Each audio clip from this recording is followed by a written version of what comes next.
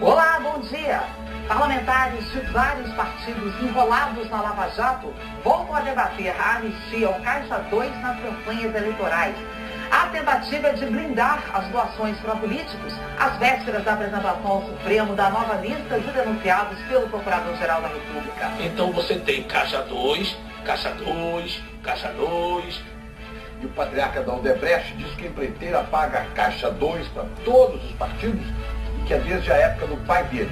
Miller então comenta o risco do país de tentar anistiar um crime previsto no Código Eleitoral.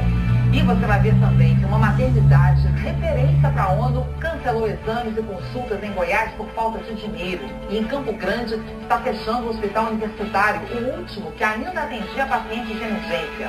Vamos mostrar também o movimento dos aeroportos agora de manhã, depois da decisão que suspendeu a cobrança de bagagem despachada. Nova York e outros 3 estados americanos decretam emergência por causa de uma super nevasca fora de época. Milhares de voos foram cancelados. E o goleiro Bruno promete se apresentar hoje ao novo clube em meio a protestos das mulheres e uma debandada de patrocinadores. Ele foi condenado pela morte da ex-amante. E a história do morador de rua que descobriu na conta inativa do FGTS um motivo para mudar de vida. Então esses os nossos destaques. Hoje é terça-feira, dia 14 de março. O Bom Dia Brasil está começando agora.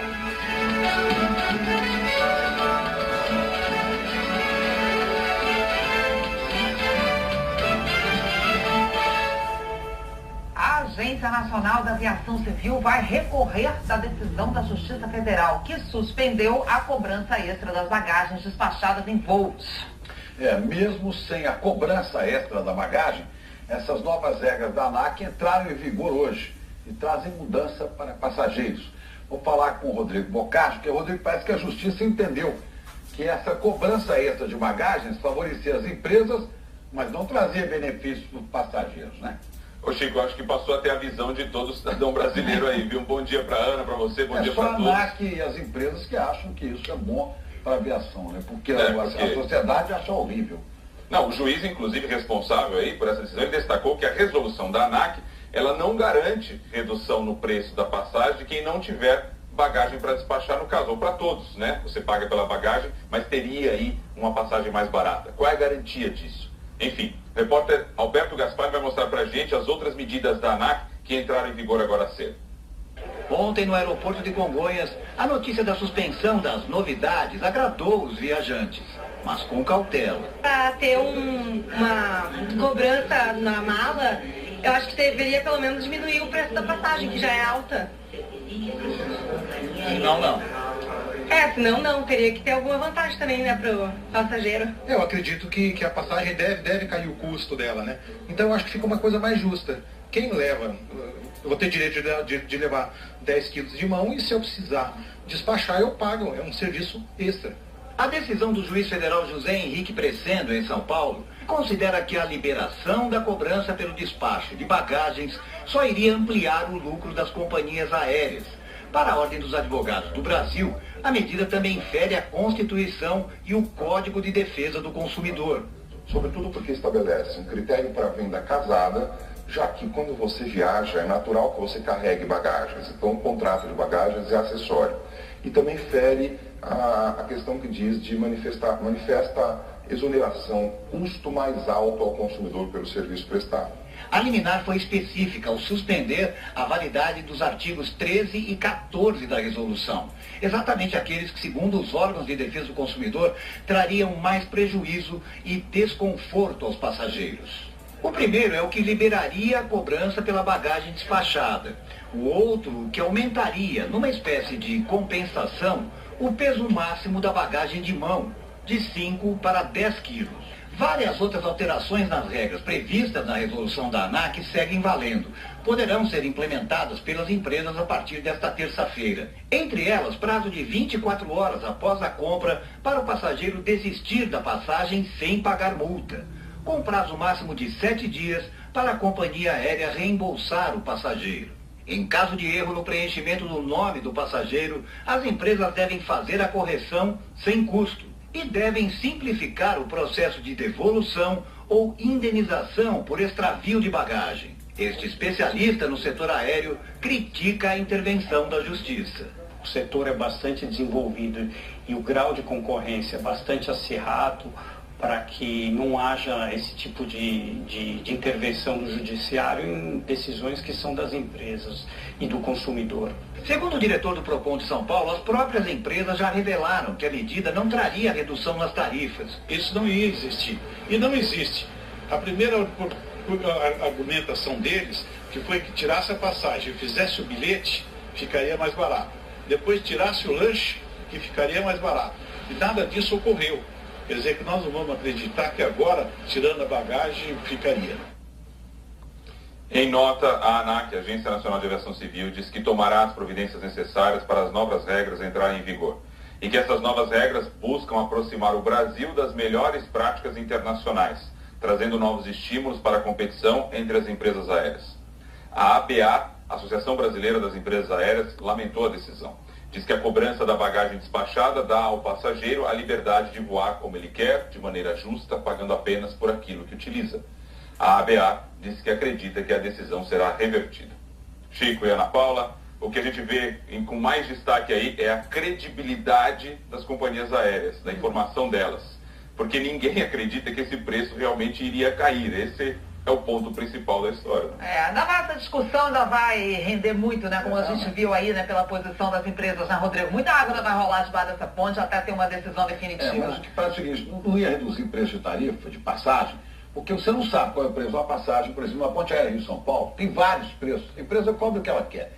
A verdade que está aparecendo aí é o seguinte, não interessa às companhias aéreas carregar bagagem de passageiro. É para você diminuir ao máximo no porão do avião as bagagens de passageiros, e aí sim elas poderiam transportar carga que poderia render mais dinheiro. De qualquer maneira, vantagem para o consumidor não tem. A ANAC quer aproximar a gente do primeiro mundo, que acha um jeito de aproximar o salário do brasileiro do salário do europeu e do americano.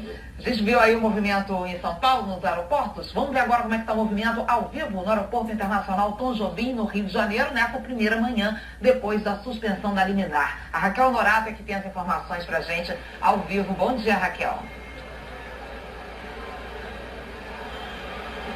Oi, Ana, Chico, bom dia para vocês, bom dia para todo mundo. Olha, estou aqui no embarque doméstico do aeroporto. Aqui atrás a gente tem uma companhia aérea que está fazendo um check-in nesse momento para um voo doméstico. E o que a gente percebe é que tem muitas pessoas com bagagem reduzida, justamente com medo de pagar essa taxa extra na hora que for despachar a mala. Inclusive, algumas pessoas procuraram até a nossa equipe para saber se haveria cobrança ou não, porque elas estavam com um dinheirinho extra na bolsa, justamente para pagar caso houvesse a taxa extra. O fato é, muitas pessoas comemoraram a não cobrança dessa taxa extra para o despacho da bagagem. Agora, uma outra informação importante é que essa madrugada choveu bastante no Rio, então tanto aqui o aeroporto Galeão, onde eu estou, quanto o aeroporto Santos Dumont estão operando normalmente neste momento.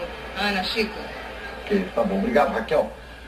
E olha, nos Estados Unidos, milhares de voos estão sendo cancelados por causa de uma nevasca fora de época, nevasca forte. 4 estados da costa leste americana já decretaram emergência. A neve deve passar de meio metro em vários lugares. Mais de 6.500 voos foram cancelados. 50 milhões de pessoas podem ser afetadas. O prefeito de Nova York, Bill de Blasio, pediu que as pessoas não saiam de casa. As escolas vão ficar fechadas hoje, o transporte público vai funcionar em esquema especial, e olha, nem a sede da ONU, que fica em Nova York, vai funcionar. Por causa da nevasca, a chanceler da Alemanha, Angela Merkel, adiou o encontro que teria hoje com o presidente americano Donald Trump em Washington. A reunião foi remarcada para sexta-feira que vem. Vamos saber agora os destaques do tempo por aqui, pelo Brasil? A Isabela Camargo. Oi, Isabela. Bom dia. Quer dizer que no sul do país, primeiro o pessoal se assustou com aquela chuvarada. Agora está passando frio.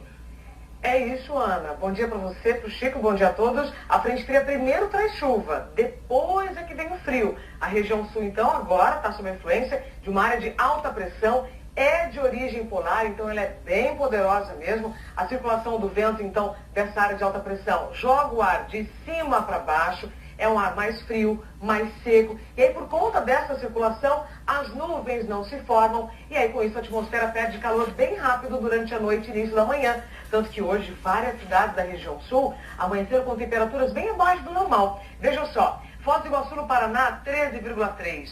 Urupema, Santa Catarina, 8 graus. E Serafina Correia, no Rio Grande do Sul, 8,9. Isso aqui é uma amostrinha grátis, né, do que deve acontecer no avançar do outono, que só começa na segunda. Falei das temperaturas das 6 horas da manhã e mais tarde, Curitiba, olha só, máxima só de 24. Nessas áreas amareladas, nessas cidades do Rio Grande do Sul, Santa Catarina, então temperaturas mais baixas do que normal. 24 graus também a temperatura para São Paulo. Quem estiver em toda a faixa leste vai sentir hoje um frescor diferente. A temperatura não sobe tanto, tá? Vamos ver agora onde faz calor. 32 graus Salvador, Vitória, Belém, 33 em Palma, Goiânia, Boa Vista. E no Rio de Janeiro, é importante vocês ficarem atentos, porque a máxima é só de 28 graus. Chico e Ana, são 5 graus a menos aí do que fez ontem, porque essa terça-feira vai ser bem chuvosa, tá? Pois é, começou chuvosa, Isabela, desde cedo, né? Desde a hora que eu... Cedo não, desde a madrugada. Madrugada né? toda chovendo aqui. E vai ficar Vocês ouviram a chuva? É, Vocês ouviram o barulhão? Sim, é barulhão de chuva, batendo no telhado, batendo na rua. Agora escuta, vai ficar o dia inteiro assim? Como é que tá essa nuvem aí? Olha, Chico, essa frente fria que passou pelo sul, por São Paulo, pelo litoral, né? Aliás, nem trouxe aquela chuvarada aqui para a capital, mas choveu bastante no litoral. Hoje fica aí com vocês. Amanhã ela segue caminho para o mar. Então a previsão de chuva vai e vem hoje praticamente em todo o estado do Rio de Janeiro. Estão previstos aí grandes volumes e no litoral tem mar agitado também. Onde tem mais previsão de chuva hoje, a qualquer momento, entre o Ceará e o Pará, Amazonas, Rondônia, Acre. E aí aqui ainda na região norte, tempo firme norte de Roraima, aqui no nordeste interior da Bahia, nordeste de Minas, Espírito Santo e na região sul, então, como eu comentei. E aí os estados que eu mencionei, a gente tem previsão de pancadas de chuva aí de fim de tarde. Chico e Ana, e essa trégua na região sul que eu comentei é só hoje, porque amanhã chega uma nova frente fria e aí muda tudo de novo. Tá bom. São as águas de março fechando o verão, né? Isso, Chico. É bom. Obrigado, Isabela. Até mais. E a polícia procura uma quadrilha que roubou um carro forte e matou um PM ontem à noite no município de Barrinha, no interior de São Paulo. Vamos falar com a Bruna Lucchini. Quem foi preso ainda por aí, não é, Bruna? Bom dia. Bom dia, Chico, Ana, bom dia a todos. Até o momento, ninguém foi preso, viu? Os criminosos atiraram contra esse policial militar depois de terem roubado o carro forte. Segundo a polícia, os bandidos pararam o carro, atiraram várias vezes, aí eles renderam os funcionários e explodiram o carro. A quadrilha fugiu, levando uma quantidade em dinheiro e deixou uma parte ali espalhada ainda pelo local. Outro policial militar que estava na viatura foi atingido por estilhaços, mas passa bem. Agora a Polícia Civil que vai investigar o caso. Chico e Ana. Ok, obrigada, Bruna, pelas informações. A Polícia Federal e o Ministério Público Federal estão nas ruas agora de manhã em mais uma etapa da Operação Lava Jato no Rio. A ação de hoje é contra irregularidades em contratos para a construção da linha 4 do metrô. O repórter Paulo Renato Soares tem outras informações ao vivo. Bom dia, Paulo Renato. Bom dia, Ana. Bom dia a todos. Olha, os 2 agentes públicos investigados nessa fase da Operação da Lava Jato no Rio de Janeiro já estão presos. Eles foram presos em casa hoje mais cedo, os 2 em bairros da Zona Sul do Rio de Janeiro. Aqui no bairro da Lagoa Rodrigo de Freitas e também em Copacabana. Um deles é Heitor Lopes de Souza Júnior, diretor de engenharia da Rio Trilhos.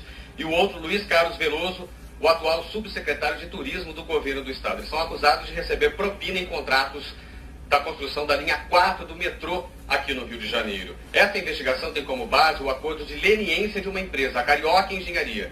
Segundo relatos de representantes dessa empresa, um desses acusados, o Heitor Lopes de Souza Júnior, recebia o dinheiro da propina no canteiro de obra e em dinheiro vivo. Essa operação cumpriu hoje esses 2 mandados, 7 mandados de condução coercitiva e também a Justiça Federal determinou o bloqueio de 220 milhões de reais de 7 pessoas e 13 empresas envolvidas nessas irregularidades em contratos da linha 4 do metrô. Ana. Obrigado, Paulo Renato. E o patriarca do grupo Odebrecht, o Emílio Odebrecht, disse que essa prática de Caixa 2 é antiga e reinante no país. Ele foi ouvido pelo juiz Sérgio Moro como testemunha no processo que tem como réus o filho dele, Marcelo Odebrecht, e também o ex-ministro Antônio Palocci. O empresário Emílio Odebrecht foi convocado pela defesa do filho dele, Marcelo Odebrecht, que também pediu para que o ex-executivo Márcio Faria fosse ouvido. Os dois são delatores do grupo Odebrecht. Como os conteúdos ainda estão sob sigilo, o juiz Sérgio Moro determinou que os depoimentos deles não fossem divulgados até haver uma decisão do ministro Edson Fachin, relator da Lava Jato, no Supremo Tribunal Federal, para tornar públicas as delações. Mas uma falha no sistema eletrônico da Justiça permitiu o acesso aos vídeos sigilosos por pouco mais de 1 minuto. Emílio Odebrecht está do lado esquerdo do vídeo, mas não aparece. Ele falou sobre o Caixa 2 nas doações da empresa para campanhas eleitorais. Disse que a prática vem desde o tempo do pai dele, fundador do grupo. Existia isso já e sempre foi um modelo reinante do país e que veio até recentemente. Desde a minha época, da época de meu pai, da minha época e também de Marcelo. Emílio Odebrecht negou ter tratado de propina com o ex-ministro Antônio Palocci, mas afirmou não ter dúvidas de que Palocci pode ter sido o operador do PT e recebido dinheiro da Odebrecht. E por que o senhor diz não ter dúvida? Eu não tenho dúvida porque a gente contribuía, quer dizer, existia uma regra, ou não contribuía para ninguém, ou contribuía para todos. Ele também foi questionado se sabia quem era italiano nas planilhas apreendidas da empresa. Quer dizer, então não saberia dizer se efetivamente o italiano que se refere aí à estrutura, quer dizer, o doutor Palocci. Não saberia dizer. Mas com certeza ele também era identificado como italiano. A mesma pergunta foi feita ao ex-executivo Márcio Faria, que confirmou que o apelido se refere a Palocci. Quem seria? É o ex-ministro Palocci. Sobre a falha no sigilo dos vídeos, o juiz Sérgio Moro disse que nenhuma investigação foi colocada em risco e que prevalece a liberdade de imprensa. A defesa de Palocci afirmou que a partir do depoimento de Emílio Odebrecht, não se pode dizer que Palocci seja o italiano da planilha.